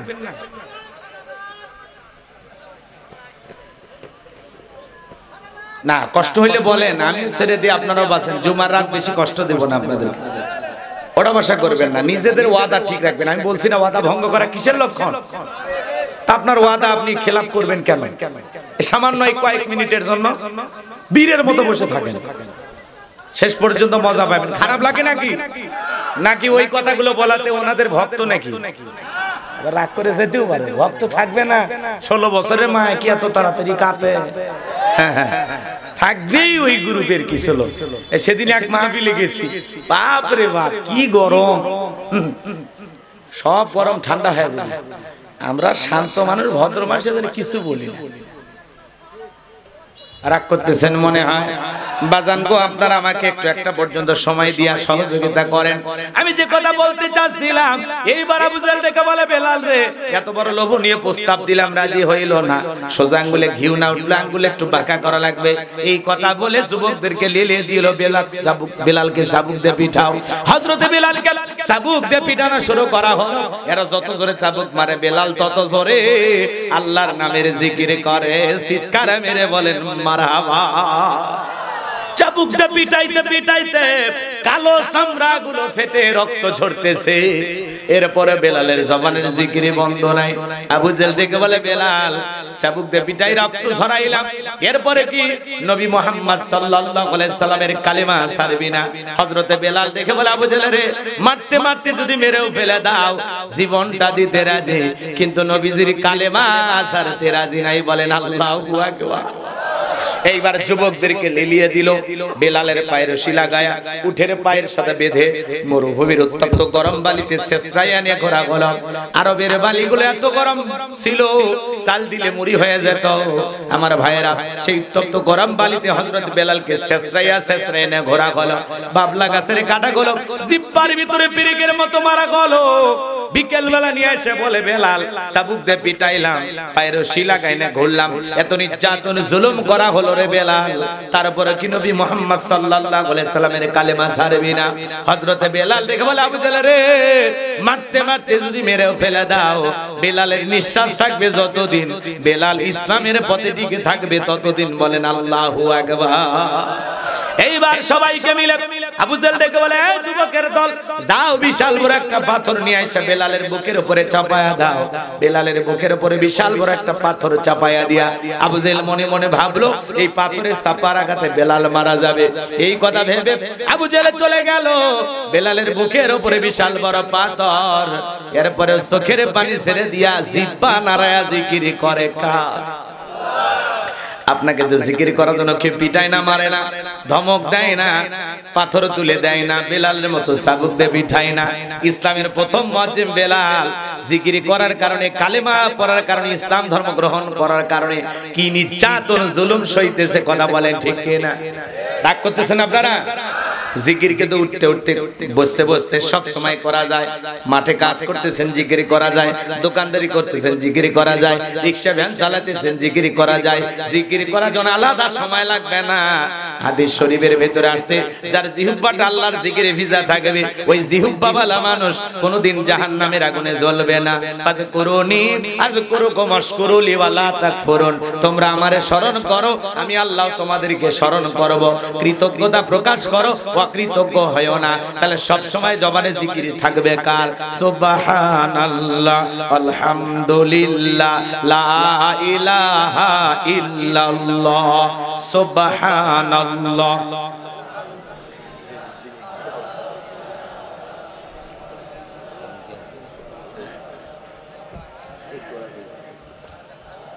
সুবহানাল্লাহ, আলহামদুলিল্লাহ, লা ইলাহা ইল্লাল্লাহু মুহাম্মাদুর রাসূলুল্লাহ সাল্লাল্লাহু আলাইহি ওয়াসাল্লাম। কষ্ট হচ্ছে আপনাদের? যুবক যারা আছো বিরক্ত হইতেছো, তোমার জন্য স্পেশাল ওয়াজ আছে, একটু সামনে যাইতে দাও। হ্যাঁ এসে গেছে। মা বোন যারা বসে আছেন মা একটু অপেক্ষা করেন। আমার ভাইয়েরা, আমি যে কথা বলতে চাচ্ছিলাম গভীর মনোযোগ দিয়ে শোনেন। আমার ভাইয়েরা, হযরতে বিলালের বুকের উপরে বিশাল বড় পাথর, এরপরে জিহ্বান আর আল্লাহর জিকির করে আর আল্লাহকে ডেকে বলে, আল্লাহ তুমি তো সেই আল্লাহ, ইব্রাহিমের জন্য যদি নমরুদের আগুনকে ফুলের বাগান বানায় দিতে পারো আল্লাহ, তুমি কে পারো না? আমি বিলালের বুকের উপরে পাথর থাকার কারণে তোমার মতো মালিকের জিকির করতে বড় কষ্ট হয়। ও আল্লাহ, তুমি কি পারো না বিলালের বুকের পাথরটাকে তুলার মতো নরম বানায় দিতে? হযরতে বিলাল দোয়া করতে দেরি, আসমানের মালিক আল্লাহ দোয়া কবুল করতে দেরি করে নাই। বিলালের বুকের পাথরটাকে আমার আল্লাহ তুলার মতো নরম বানিয়ে দিয়েছেন। বলুন আল্লাহু আকবার। এইবার বিলালের নিঃশ্বাসের সাথে পাথর ওঠে আর নামে। আল্লাহকে ডাকলে, ডাকার মতো ডাকলে আল্লাহ অবশ্যই সাড়া দেয়। কথা কথা। বেলাল ছিলেন আশিকে রাসূল, নবীর পাগল। নবীজি যখন মক্কা নগরীতে পথ চলতো, হযরত বেলাল একবার ডানে যায় একবার বামে যায়। আমার নবী ডেকে বলে, বেলাল বুঝি না, একবার ডানে যাও একবার বামে যাও, ব্যাপারটা কি? হযরত বেলাল ডেকে বলে, নবী আপনি কালেমার দাওয়াত দেন, ইসলামের প্রচার করেন, ওই কাফেররা হলো আপনার শত্রু, আপনাকে টার্গেট করে যদি তীর নিক্ষেপ করে গো নবী, ওই তীরটা যেন সর্বপ্রথম আমি বেলালের বুকের ভিতরে ঢোকে। আমি বেলাল মারা গেলে ইসলামের ক্ষতি হবে না, আপনি নবী মারা গেলে ইসলাম আর মাথা উঁচু করে সামনের দিকে দাঁড়াতে পারবে না। চিৎকার মেরে বলুন আল্লাহু আকবার। আশিকে রাসূল, নবীর পাগল বেলাল, নবীকে কতটা মহব্বত করতেন, ভালোবাসতেন, চিন্তা করা যায়? আমার ভাইয়েরা, নবীজি যেদিন ইন্তিকাল করেছিলেন, ছোট্ট বাচ্চার মতো বেলাল ফুপিয়ে ফুপিয়ে কান্না করে। সাহাবায়ে কেরাম ডেকে বলে, বেলাল এভাবে কান্না করো না, এভাবে ভেঙে পড়ো না। হযরত বেলাল কাঁদে আর বলে, আমি আর কোনোদিন আযান দেব না, আমি আযান দেওয়ার পরে বিশ্বনবী ইমামতের মুসল্লায় দাঁড়াবে না, আমি বেলাল আর কোনোদিন আযান দেব না। ছোট্ট বাচ্চার মতো বেলাল ফুপিয়ে ফুপিয়ে কান্না করে, অশ্রু দিয়া গাল বেয়ে বেয়ে পড়তেছে। নবীজি সোমবারের দিন ইন্তিকাল করলেন, বুধবারের দিনে তামাম পৃথিবীর উম্মতকে কাঁদিয়ে নবীজির দাফন সম্পন্ন করা হলো। বেলাল দেখে বলে, আমি মদিনায় থাকবো না, মদিনায় থাকলে আমি পাগল হয়ে যাব। মদিনা ছেড়ে চলে গেলেন দামেস্কে। বাজান গো আমার, 6টি মাস অতিবাহিত হয়ে যাওয়ার পরে ঘুমের ঘরে আমার নবী বেলালকে স্বপ্নে ডাইকে বলে, বেলাল কত মানুষ দূর দূরান্ত থেকে আইসা আমি নবীর কবরের পাশে দাঁড়ায় সালাম দেয়, হে বেলাল আয় আয় একবার মদিনায় আইসা আমি নবীর রওজা পাখে দাঁড়ায় সালাম দিয়া যা। হে বেলাল আয় আয় মদিনায় আয়। নবীজি যখন ঘুমের ঘরে বেলালকে স্বপ্নে ডাক দিলেন, আমার ভাইরা হযরত বেলাল আর দেরি করলেন না। পরের দিন সকাল বেলায় মদিনায় চলে আসলেন। সাহাবায়ে কেরাম দেখে বলে, বেলাল কতদিন হয়ে গেল তোমার কণ্ঠে আজান শুনি, একবার আজান দাও। হাত ধরে ডেকে বলে, ও নানু ভাই, নানাও চলে গেছে, তুমি আমাদেরকে ছেড়ে চলে গেছো, ও নানু ভাই দাও না একবার আজান দাও। আমি হোসাইন, কতদিন হয়ে গেল তোমার আজান শুনি না। হযরতে হোসাইন যখন হাতটা ধরে নানু ভাই বলে ডাক দেয়, বেলাল তাকায়া দেখে হোসাইনের চেহারার উপরে মনে হয় বিশ্ব নবীর চেহারা মোবারক ভেসে উঠেছে। মনে হয় মদিনার নবী ডাইকে বলে, বেলাল দে না একবার আজান দে, আমি নবীও কতদিন হয়ে গেল তোর কণ্ঠে আজান শুনতে পাই না। হযরতে হোসাইন যখন হাতটা ধরে নানু ভাই বলে ডাক দেয়, ও নানু ভাই দাও না একবার আজান দাও। হোসাইনের অনুরোধ আর ফেলাইতে পারলেন না। 6 মাস পরে বেলাল মদিনায় এসে আজান দিলেন। যখনই বলেছেন আশহাদু আন্না মুহাম্মাদার রাসূলুল্লাহ, যখনই রাসূলের নামটা বেলাল বলতে গেলে বেলাল জমিনে অজ্ঞান হয়ে পড়ে গেল। নবীকে কত ভালোবাসতেন বেলাল, ঘটনা আরো সামনে আছে, আমি সামনে যেতে পারলাম না। আমার ভাইয়েরা, ইসলাম আলাদের উপর নির্যাতন জুলুম, বেলালের উপর নির্যাতন জুলুম। আমার নবী ডেকে বলে, বকর বেলালের কষ্টের কথা আমার সহ্য হয় না, যাও তুমি আমার বেলালের জন্য একটা কিছু করো। হযরত আবু বকর সিদ্দিক রাদিয়াল্লাহু তাআলা আনহু কয়েক গুণ দাম বেশি দিয়া গোলামের জীবন থেকে, উমায়ের কাছ থেকে হযরত বেলালকে আজাদ করলেন, মুক্ত করলেন। বলুন আল্লাহু আকবার। এই যখন ইসলামের অবস্থা, একদিকে সন্তান হারানোর ব্যথা, অন্যদিকে সাহাবায়ে কেরামদের উপর নির্যাতন জুলুম। নবীজির মনটা যখন খারাপ, বলেন তো নবীর যখন মন খারাপ, নবীকে সান্ত্বনা দেওয়ার দায়িত্ব কার? আরেকটু জোরে ডাক দিয়ে বলেন কার? আমার আল্লাহ রাব্বুল আলামিন ডেকে বলে, জিবরাইল আমার বন্ধুর মা নাই বাবা নাই, আমি ছাড়া আমার বন্ধুর আর কেউ নাই রে জিবরাইল। এ জিবরাইল আর করিস না দেরি, লাহু মাহফুজ থেকে সূরা কাউসার নিয়ে যা, আমার বন্ধুর উপরে নাজিল কর তাড়াতাড়ি। আমার নবী ডেকে বলে, আনাস আমার মনটা কেন খারাপ তোমরা জানো কি? তোমার মুস্কি হাসি দেওয়ার কারণ হলো এই মাত্র আসমান থেকে জিবরাইল এসে আমার উপরে সূরা কাউসার নাজিল করলো। চিৎকার মেরে বলুন আল্লাহু আকবার। জবান ছেড়ে সবাই তেলাওয়াত করুন, ইন্না আ'তাইনাকাল কাউসার ফাসাল্লি লিরাব্বিকা ওয়ানহার ইন্না শানিয়াকা হুয়াল আবতার। আল্লাহু আকবার। কোরআন শুনতে খারাপ লাগে, তিলাওয়াত করতে খারাপ লাগে? ছোটবেলায় বাবার হাত ধরে আমরা মসজিদে গিয়েছিলাম, ইমাম সাহেবের কণ্ঠে সূরা ফাতিহা শুনেছিলাম। আজকে আপনার বয়স 30, 40, 50 বছরও পার হয়ে গেছে। এই যে বিগত 50 বছর ধরে আপনি সূরা ফাতিহা শুনতেছেন। যারা 5 ওয়াক্ত সালাত আদায় করে কমপক্ষে 40 বার সূরা ফাতিহা পাঠ করতে হয়। কেউ কি রাগান্বিত হয়ে বলেছে যে সূরা ফাতিহা পড়তে আর ভালো লাগে না, কাল থেকে সূরা ইখলাস দিয়ে নামাজ শুরু করব, কে বলেছে? কথা বলে না। আপনার মসজিদের ইমাম সাহেব যদি বলে, ভাই আমি 25 বছর ইমামতি করলাম, সূরা ফাতিহা দিয়ে শুরু করছি, আজ থেকে মাগরিবে আমি সূরা ইখলাস দিয়ে শুরু করব, হুজুর যদি শুরুতেই বলে কুল হুয়াল্লাহু আহাদ, আপনার পিছন থেকে কি বলবেন? আল্লাহু আকবার। ও হুজুর আগে সূরা ফাতিহা পড়েন, এরপরে অন্য সূরা ধরেন। কথা বলেন ঠিক কি? তবে যেটাই বলেন, মক্কার ইমাম যদি সূরা ফাতিহা ছাড়া নামাজ পড়ায় অবশ্যই নামাজ হবে, হবে না? তবে আমাদের বাইতুল মোকাররমের খতিব পড়ালে অবশ্যই হবে। হবে হবে কারণ কি? সূরা ফাতিহা ছাড়া কোনো সালাত হবে না। কষ্ট হয় আপনাদের? এদিক খেয়াল করেন। কোরআনের ভিতর আল্লাহ এমন একটা আকর্ষণ দিয়েছে, জোরে পড়লেও মজা লাগে, টেনে পড়লেও মজা লাগে, আবার মাঝামাঝি সুরে পড়লেও মজা লাগে। কোরআনের আকর্ষণ কখনো কমে না। একটা গান 2 দিন 3 দিন 4 দিন শুনলে মানুষ কয়, এ পেনপানি বন্ধ কর তো, কিসের বাসর ঘরের বাতি বন্ধ কর, কথা কর না কেন, কিসের বাজামে বন্ধ কর। রাগ করতেছেন আপনারা? একটা গান 2 বার 3 বার 5 বার শুনলে মানুষ বিরক্ত হয়, ওই গানের আকর্ষণ নষ্ট হয়। কিন্তু কোরআনের ভিতর আল্লাহ পাক এমন একটা আকর্ষণ দিয়েছে, কিয়ামত পর্যন্ত এই আকর্ষণ কমবে না। চিৎকার মেরে বলেন সুবহানাল্লাহ। যার কণ্ঠ যত ভালো, তার কণ্ঠ দিয়ে কোরআন শুনতে তত বেশি মধুর লাগে। কথা কয় না? কথা কয় না? এই সূরাটা যদি টেনে পড়া হয় মজা আছে না নাই? আমার কণ্ঠ তো ভালো না, তারপরে যদি চেষ্টা করি একেবারে কি খারাপ হবে? ইন্না আ'তাইনাকাল কাউসার ফাসাল্লি লিরাব্বিকা ওয়ানহার ইন্না শানিয়াকা হুয়াল আবতার। মজা আছে না না? আমরা যখন মাঝামাঝি সুরে নামাজের ভিতরে পড়ি, ইন্না আ'তাইনাকাল কাউসার ফাসাল্লি লিরাব্বিকা ওয়ানহার ইন্না শানিয়াকা হুয়াল আবতার। আল্লাহু আকবার।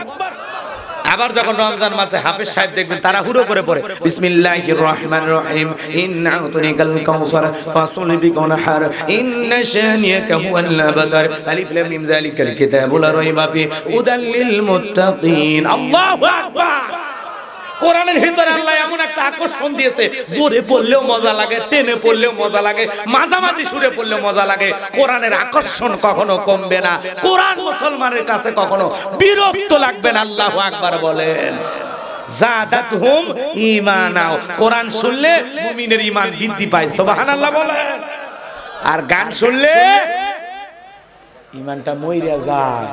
কথা কোন ঠিক কি না? কত শিল্পী আইলো গেল, গান আছে কই বন্ধু 3 দিন ধরে বাড়িতে গেলাম, দেখা পেলাম না। মানুষ কয় 3 দিন গাড়ি ভাড়া করে যায়, দেখা না হয়। এই বাটপারের সাথে সম্পর্ক রাখার কোনো দরকার নেই। ওগুলো মার্কেট থেকে আউট আছে গান। যাই হোক বাজান, রাত্রি গভীর হয়েছে, আমি আর ওইদিকে গেলাম না, কষ্ট মনের মধ্যে পাচ্ছেন।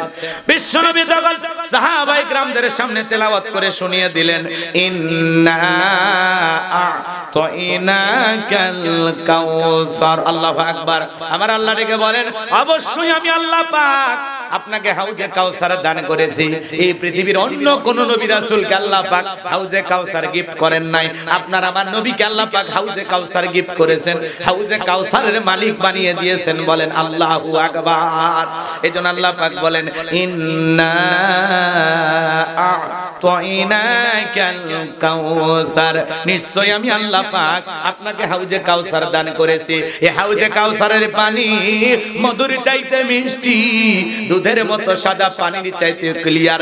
ওই কঠিন কিয়ামতের ময়দানে যেদিন বিচার দিবস কায়েম হয়ে যাবে, যেদিন সূর্যটা সোহাগ মাথার উপরে চলে আসবে, যেদিন জমিন হবে তামার জমিন, পাহাড় পর্বত গাছগাছালি নদী নালা খাল বিল কোনো কিছু থাকবে না, পুরো পৃথিবীটা হয়ে যাবে ফাঁকা।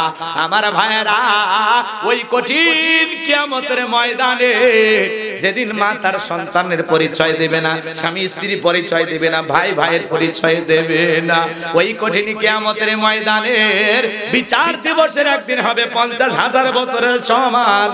যেদিন আল্লাহর আরশের ছায়ার নিচে 7 শ্রেণীর মানুষ ছায়া পাবে, ওই 7 শ্রেণীর মানুষকে আল্লাহ পাক আরশের নিচে ছায়া দিয়া সেখান থেকে আল্লাহর প্রিয় বান্দারা কিয়ামতের ফাইনাল খেলা উপভোগ করবে। জোরে বলেন মারহাবা। আল্লাহ পাক জানো তার ভিআইপি আরশের নিচে আমাদেরকেও ছায়া দান করেন। জোরে বলেন আমিন। মানুষ যখন দলে দলে বিশ্ব নবীর কাছে যাবেন হাউজে কাউসারের পানি পান করার জন্য, মানুষ অনেকগুলো যাবে, কিছু মানুষের সামনে আল্লাহ পর্দার আবরণ তৈরি করে দেবেন। আমার নবী তখন ডেকে বলে আল্লাহ, আমি মানুষের সংখ্যা অনেক দেখতে পাইলাম, কেন জানি সংখ্যা কমে গেল, ব্যাপারটা বুঝতে পারলাম না। আমার আল্লাহ ডেকে বলে বন্ধু, পাইকারি দরে সবাইকে আপনি হাউজে কাউসারের পানি পান করাইতে পারবেন না। দুনিয়ার জীবনে, দুনিয়ার জমিনে দুইটা অপরাধ করেছিল যারা, আজকে হাউজে কাউসারের পানি পাবে না তারা। কয়টা অপরাধ? জোরে বলেন। নবীজির কাছে মানুষ যাবে, হাউজে কাউসারের পানি পান করবে, রাসূলের হাতে এক পেয়ালা হাউজে কাউসারের পানি যদি কেউ পান করতে পারে, জান্নাতে ঢোকা পর্যন্ত তার আর তৃষ্ণা লাগবে না। সুবহানাল্লাহ বলে। রাসূলের হাতে, রাসূল পেয়ালা নিয়ে দাঁড়িয়ে আছেন। শুনেন, হযরত আবু বকর সিদ্দিক রাদিয়াল্লাহু তাআলা পেয়ালাগুলো ভরায়া দিবেন, মাঝখানে দাঁড়িয়ে থাকবেন হযরত ওমর। বিশ্বনবীর হাত থেকে, এদিক খেয়াল করেন, হযরত আবু বকরের হাত থেকে নিয়ে ওমর বিশ্বনবীর হাতে দিবেন, আর নবীজি তার আদরের উম্মতদেরকে খুঁজে খুঁজে হাউজে কাউসারের পানি পান করাবেন। রাসূলের হাতে এক পেয়ালা করে হাউজে কাউসারের পানি কারা কারা পান করতে চান হাত তুলে দেখা। দেখি দেখি, আল্লাহ দেখতেছেন, আল্লাহ দেখতেছেন না? বলেন আজকে আমরা যে হাত তুলে হাউজে কাউসারের পানি চাইতেছি, আল্লাহ দেখে কিনা? আল্লাহ আমাদের সবাইকে রাসূলের হাতে এক পেয়ালা করে হাউজে কাউসারের পানি পান করা তৌফিক দান করুন। জোরে বলুন আমিন। আল্লাহ পাক আমাদের সবাইকে সেই হাউজে কাউসারের পানি পান করার তালিকাভুক্ত করুন। জোরে বলুন আমিন। আল্লাহ সেই তালিকায় আমাদের নামগুলো লিখে নেন। জোরে বলেন আমিন। আল্লাহ পাক সবাইকে রাসূলের হাতে এক পেয়ালা হাউজে কাউসারের পানি পান করা তৌফিক দান করুন। জোরে বলেন আমিন। হাত নামান। এই যে পানি চাইলেন আর পাইলেন, অতই সহজ। রাসূল দাঁড়িয়ে আছেন পানি নিয়ে। আল্লাহ, এই দৃশ্য আমি মিস করতে চাই। আমি যদি নবীর উম্মত হই, আমি মিস করতে চাই।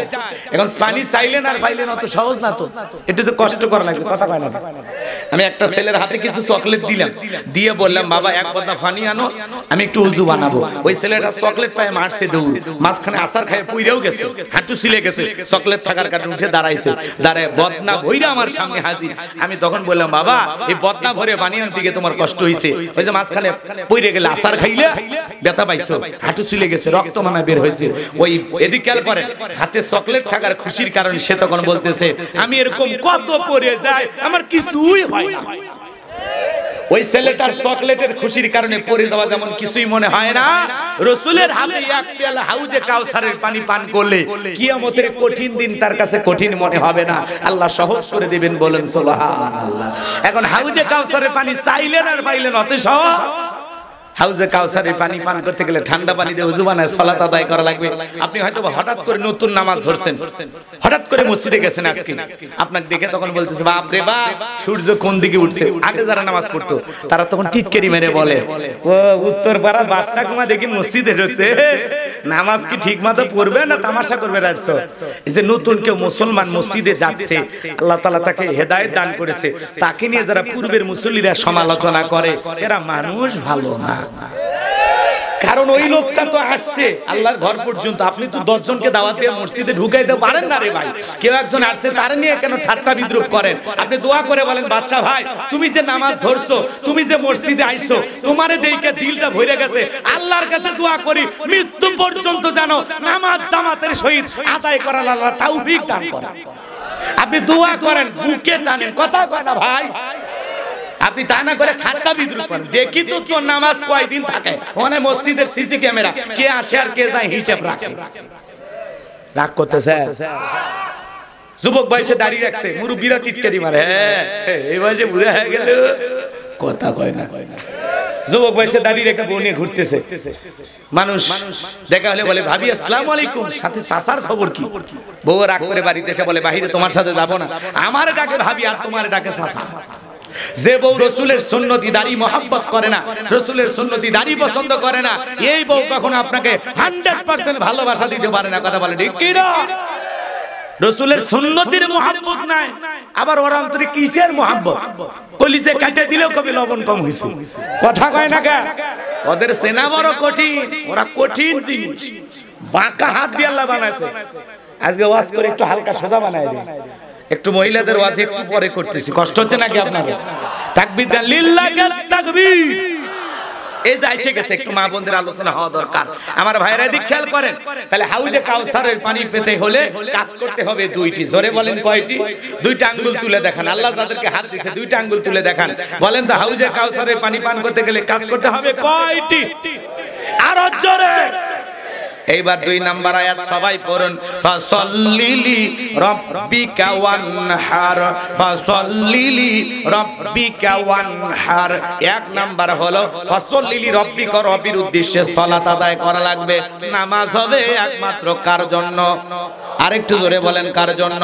কুল ইন্না সালাতি ওয়া নুসুকি ওয়া মাহইয়ায়া ওয়া মামাতি লিল্লাহি রাব্বিল আলামিন।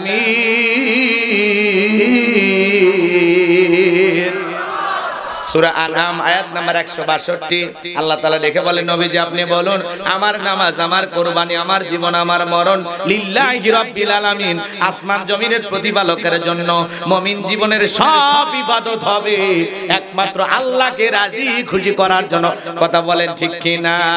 আমার জীবন, আমার মরণ, আমার বন্দেগী কবুল করো ইয়া ইলাহি, আমার জিন্দেগি, আমার জীবন, আমার মরণ, আমার বন্দেগী। মারহাবা বলেন। তাহলে ফাসাল্লিলি রাব্বিকা, রবের উদ্দেশ্যে সালাত। সালাত হবে একমাত্র কার জন্য? জোরে বলেন, কার জন্য? قد أفلح المؤمنون الذين هم في صلاتهم خاشعون। অবশ্যই মুমিনরা সফল যারা নিজেদের সালাত বিনয়ের সহিত, নম্রতার সহিত আল্লাহর ভয় নিয়ে আদায় করে। আপনি আমি যখন সালাত আদায় করব, দিলের মধ্যে ভয় থাকতে হবে কার? নামাজ নামাজের মতো আদায় করার দরকার আছে না নাই? আল্লাহ বলেন, ফালিয়াবুদু রাব্বাহাযাল বাইত আল্লাযী আত'আমাহুম মিন জু' ওয়া আমানাহুম মিন খাউফ। আল্লাহ বলেন, এই ঘরের মালিকের ইবাদত করো। ইবাদত যদি ইবাদতের মতো হয়, বান্দারে 5 ওয়াক্ত সালাতে মাথা নত করে আমি আল্লাহকে যদি সিজদার মতো সিজদা দিতে পারো, আমি আল্লাহ 2টা জিনিস তোমাদেরকে দেব। 1 নাম্বার, রিজিকের টেনশন করা লাগবে না। যে বান্দা 5 ওয়াক্ত সালাতে মাথা নত করে আল্লাহকে সিজদা দেবে, ওই বান্দা রিজিকের ব্যবস্থা করবেন তিনি কে? আপনাদের এলাকায় একটা প্রাণী আছে, রাতে 1টা 2টা 3টার দিকে বের হয়, কই আসছিল, ওর নাম কি? শিয়াল পণ্ডিত। বলেন তো বাজান, ওদের নামে কি সাতিয়া ইসলামী ব্যাংকে টাকা আছে? মুরগির হোটেল আছে, ওদেরকে খাওয়ায় কে? সকালবেলা একটা পাখি নির থেকে বের হয়ে যায়, সন্ধ্যাবেলায় ওই পাখির পেটটা ভরিয়ে বাসায় ফেরত পাঠান তিনি কে? তাহলে রিজিক দেওয়ার মালিক কে? আল্লাহ যদি পৃথিবীর এত মাখলুককে খাওয়াইতে পারে, আপনি আমি সৃষ্টির আশরাফুল মাখলুকাত, আল্লাহকে আমাদেরকে না খাওয়ায় রাখবে? রিজিক দেওয়ার একমাত্র মালিক কে? রিজিকের মালিক উত্তরপাড়া রাজ্জাক না, ওইটা আব্দুর রাজ্জাক, ওইটা দাস, ওইটা গোলাম, ওইটা আল্লাহর বান্দা। কথা বল, রাজ্জাক কে? রিজিক দাতা একমাত্র কে? ওয়া মা মিন দাব্বাতিন ফিল আরদি ইল্লা আলাল্লাহি রিজকুহা। আল্লাহ বলেন পৃথিবীতে এমন কোন বিচলনশীল প্রাণী নাই যার রিজিকের ব্যবস্থা আমি আল্লাহ আসমান থেকে করি না। তাহলে বলেন তো বাজান রিজিক দেওয়ার মালিক কে? নামাজের মতো আদায় করা লাগবে। আজকে পবিত্র মসজিদে যায় মারামারি, কথা কন। বাংলাদেশের এদিক খেয়াল করেন, বাংলাদেশের জাতীয় মসজিদ বাইতুল মুকাররমে আজকে যা দেখেন তাবলীগের দুই গ্রুপে মারামারি লাগছে, কথা কন নাকি আপনারা? আপনারা টেলিভিশনে নিউজ আজকে দেখেন নাই? আমরা বলতে চাই আপনারা যারা তাবলীগ করেন আপনারা তো ভালো মানুষ, কি সুন্দর দাওয়াত দেন, কি সুন্দর মানুষকে ভোরবেলা ডাক দেন, নামাজের পথে আহ্বান করেন। আপনারা যদি এইভাবে গ্রুপিং করেন, এভাবে নানান ধরনের যেখানে সেখানে মারামারি বেজে দেন, এতে তো বোঝা যাচ্ছে অনেকের ভেতরে উদ্দেশ্য খারাপ আছে, কথা বলে ঠিক না? এই যে গত 5 তারিখে এই দেশের কওমি অঙ্গনের সমস্ত উলামায়ে কিরাম যারা তাবলীগ পন্থী আলেম ওলামা সবাই ঐক্যবদ্ধ হয়ে ঢাকায় একটি মহাসমাবেশ করেছেন, জনসমুদ্রে পরিণত হয়েছে। তাদের এক দফা দাবি ছিল যে ইজতেমা হবে একবার। জোরে বলেন কয়বার? তারা যে 9টা দাবি রেখেছিলেন আমার ভাইরা, তার মধ্যে এরকম একটা দাবি ছিল যে ইজতেমা হবে একবার আর ওলামায়ে কিরাম তার তত্ত্বাবধান করবে। আমরা বলতে চাই আজকে বাংলাদেশে তাবলীগ পন্থীদের ভিতরে 2টা গ্রুপ হয়ে যাওয়ার কারণে বাইতুল মুকাররমে যে কায়দায় মারামারি শুরু হয়ে গেছে। আমরা যদি এই অবস্থায় একটু শান্ত না থাকি, নিজেদেরকে কন্ট্রোল না করি, বহির্বিশ্বের মিডিয়া কিন্তু বিশ্বের দরবারে আমাদেরকে জঙ্গি বলে প্রচার করে দেবে, কথা বলেন ঠিক কি না? এজন্য মসজিদ মারামারি করা জায়গা না, মসজিদ হলো ইবাদতের জায়গা, মসজিদের আদব আছে, কথা বলে ঠিক কি না? আর এই মানুষগুলো তাবলীগ করতে গিয়া মসজিদে অবস্থান করিয়া মনে করতেছে মসজিদ মনে নিজের বাসার মতো নাকি। এই জন্য অনুরোধের ভাষায় বলবো, আপনারা যেভাবে দাওয়াতি কাজ করতেছেন আলহামদুলিল্লাহ। অনেক মানুষ তাবলীগে যাইয়া সিল্লা দিয়া আল্লাহ তাআলা হেদায়েত দান করেছেন, পরিবর্তন হয়ে গেছেন, দাড়ি রাখছেন, নামাজ ধরেছেন। আপনাদের এই দাওয়াত অস্বীকার করার কোনো সুযোগ নেই। আপনাদের মাধ্যমে অসংখ্য মানুষ আল্লাহওয়ালা হয়ে গেছে, অসংখ্য মানুষ নামাজ রোজা ধরেছে, কথা বলে ঠিক কি না? আপনাদের দাওয়াতকে আমরা অবশ্যই স্বীকার করি, কিন্তু আপনাদেরকে বলবো আপনারা বিনয়ের সহিত একটু ঠান্ডা মাথায় দাওয়াত দেওয়ার চেষ্টা করেন, কথা বলে ঠিক কি না? বাংলাদেশের ধর্ম উপদেষ্টার পক্ষ থেকে বাংলাদেশের টঙ্গীর ময়দানে 2টা ইজতেমা হবে, 2টারই তারিখ ঘোষণা করা হয়েছে, কথা বলে ঠিক কি না? এখানে আমরা যারা আছি আমরা কোন পন্থী এটা মূল বিষয় না। মূল বিষয় হলো আকীদাগত সমস্যা, কারো বক্তব্যের সমস্যা, কেউ সাহাবায়ে কিরাম বিদ্বেষী, নবী রাসূল বিদ্বেষী, এমন কাউকে আমরা বাংলাদেশে সাপোর্ট করব না, কথা বলেন ঠিক কি না? কথা কন নাকি আপনারা? রাগ করতেছেন আপনারা? এই জন্য এদিক খেয়াল করেন, সে কত বড় আলেম ওইটা আমাদের দেখার বিষয় না। মনে রাখা লাগবে পরিষ্কার ভাবে, আমরা তাবলীগের ভিতরে গুরুত্বের হয়ে তারা মারামারি করবে এই নরম মানুষগুলো, এটা আমরা চাই না। যদি কখনো মারামারি করা লাগে এই দেশে কোরআনের সমাজ ব্যবস্থা কায়েম করার জন্য প্রস্তুতি গ্রহণ করেন, সেই দিন আপনাদের রক্ত লাগলে ইসলামের জন্য দেবেন, কথা বলেন ঠিক কি না? খামাখা মসজিদের ভিতরে মারামারি করে বিশৃঙ্খলা সৃষ্টি করবেন না, শান্ত থাকার চেষ্টা করবেন, কথা বলেন ঠিক কি না? এদেশ কারো বাপ দাদার পৈতৃক সম্পত্তি নয়, কথা বলেন না কেন? যা খুশি তাই করবেন। বাক স্বাধীনতা ফিরে আসছে দেখে আগে তো সেই সময় চুপচাপ থাকতেন, এখন একটু 5 আগস্টের পরে সবার একেবারে কোল যে বড় হয়ে গেছে। আপনারা বাইতুল মুকাররম মসজিদে গিয়ে মারামারি করবেন কেন রে ভাই? আপনারা তো তাবলীগ খেলে দাওয়াত দেন, আপনারা তো নরম মানুষ, কি সুন্দর মসজিদে গিয়ে আপনারা দাওয়াত দেন যে বাকি নামাজ পড়ে আপনারা থাকবেন, কিছু ঈমান আমলের কথা হবে, বহুত ফায়দা হবে। কি সুন্দর 2-1টা আয়াত তিলাওয়াত করেন, হাদিস করেন, শুনে দিলের ভিতরে মায়া লাগে। হ্যাঁ, গ্রামের বিভিন্ন অঞ্চলে পাহাড় পর্বত ঘুরিয়া, শহর অঞ্চল ঘুরিয়ে ঘুরিয়ে আপনারা দাওয়াত দেন। আর এই পরিবার ছাড়া কতদিন আপনারা বাহিরে কাটান, কি যে কষ্ট করেন, আপনাদের দাওয়াত অস্বীকার করার কোনো সুযোগ নাই। কিন্তু সেই নরম মানুষগুলো যদি এইভাবে গরম হয়া মসজিদের মধ্যে মারামারি করে, এইটা তো ভালো লাগে না, এটা ভালো লাগে না। আপনারা নরম আছেন, নরমই থাকে। আর গরম যদি কখনো হন, এই দেশে কোরআনের রাজ কায়েম করার জন্য রক্ত কত গরম সেই দিনটা আর পাওয়া যাবে, কথা কয় না কেন? আল্লাহ আমাদের তাবলীগের ভাইদেরকে সঠিক বুঝ দান করে। জোরে বলুন আমিন। তারা আমাদেরই ভাই, তারা এই দেশের মানুষ, তাদের জন্য আমাদের দোয়া ভালোবাসা আছে না নাই? কিন্তু আমরা মারামারি দেখতে চাই না। 2টা পর্ব ঘোষণা হয়েছে, ঠিক আছে আলহামদুলিল্লাহ, 2টা পর্ব। আর কাউকে নিয়ে যদি আমাদের প্রতিবাদ থাকে যে অমুক ব্যক্তিকে বাংলাদেশে আমরা আসতে দেব না, এটা এই দেশের বর্তমান যারা উপদেষ্টা আছে তাদের সাথে জোরালো ভাবে বসে সেই ত্রুটিগুলো ধরে আমরা তাদের সাথে কথা বলে আলোচনার মাধ্যমে বিষয়টা সমাধান করার চেষ্টা করব। কথা বলে ঠিক কিনা? কিন্তু ব্যক্তিগত হাতাহাতি মারামারির মধ্যে আমরা কখনো নিজেদেরকে গা ভাসিয়ে দিয়ে জড়ানোর চেষ্টা করব না। আল্লাহ পাক যেন এই দেশের সকল মুসলিম উম্মাহকে সঠিক বুঝ দান করেন, সকল ঈমানদার ভাইদেরকে সঠিক বুঝ দান করেন। জোরে বলুন আমিন। রাগ করতেছেন আমার ভাইরা? চলেন আমি যে কথা বলতে চাচ্ছিলাম, আল্লাহ রাব্বুল আলামিন বলেন ফাসল্লি লিরাব্বিকা ওয়ানহার। 1 নাম্বার হলো ফাসল্লি লিরাব্বিকা, রবের উদ্দেশ্যে সালাত, নামাজ হবে একমাত্র কার জন্য? তাহলে নামাজের মতো নামাজ আদায় করলে আল্লাহ বলেন 2টা জিনিস দেব। 1 নাম্বার রিজিকের ব্যবস্থা করব, আর 2 নাম্বার সকল ভয় থেকে আমি আল্লাহ নিরাপত্তা দেব। আমাদের সমাজে ভয় আছে না নাই? মেয়েটা কলেজে গেল একা একা ফিরবে নাকি জামাই সাথী নিয়ে ফিরবে? ভয় আছে না নাই? মেয়েটা স্কুলে গেল ভালোভাবে ফিরবে নাকি কারো লালসার শিকার হয়ে ভয় আছে না নাই? বাজান গো, আজকেও কিন্তু সমাজে আমরা ভয় মুক্ত হতে পারি না। আজও নারীদের ধর্ষণের খবর আছে না নাই? জোরে বলেন আছে না নাই? আমার ভাইয়েরা, এই জন্য যদি আপনি বাংলাদেশকে ধর্ষণ মুক্ত করতে চান, জিনা মুক্ত করতে চান, আমার ভাইয়েরা চুরি মুক্ত করতে চান, তাহলে আল্লাহর আইন দিয়া চোরের বিচার করা লাগবে, আল্লাহর আইন দিয়া ধর্ষকের বিচার করা লাগবে। তাহলে এই দেশে শান্তি ফিরে আসবে। আল্লাহর আইন এই জমিনে চালু হবে না যতদিন শান্তি পাবো না ততদিন। আল্লাহ রাব্বুল আলামিন সূরা মাইদার ভিতরে আইন দিয়েছে, চোর যদি পুরুষ হয় আর নারী হয়, চোর যদি অপরাধ করে সেটা প্রমাণিত হয়, চোরের হাত কেটে দাও। জোরে বলেন কি কেটে দাও? আল্লাহর আইন, চোর চুরি করে যে হাত কেটে দাও। আমার ভাইয়েরা, একটা চোরের হাত কেটে বাইতুল মুকাররমের সামনে নিয়ে যায় মিডিয়ার মাধ্যমে ফলাও করে যদি প্রচার করা হতো, বাংলাদেশের চোরের আইন পাশ করা হলো। আল্লাহর আইন অনুযায়ী চোর যদি চুরি করে প্রমাণিত হয়, হাত কেটে দেওয়া হবে। একটা চোরের হাত কেটে মিডিয়ার মাধ্যমে প্রচার করলে বাংলাদেশের সমস্ত চোরেরা তওবা করে আল্লাহর ওলি হয়ে যাবে।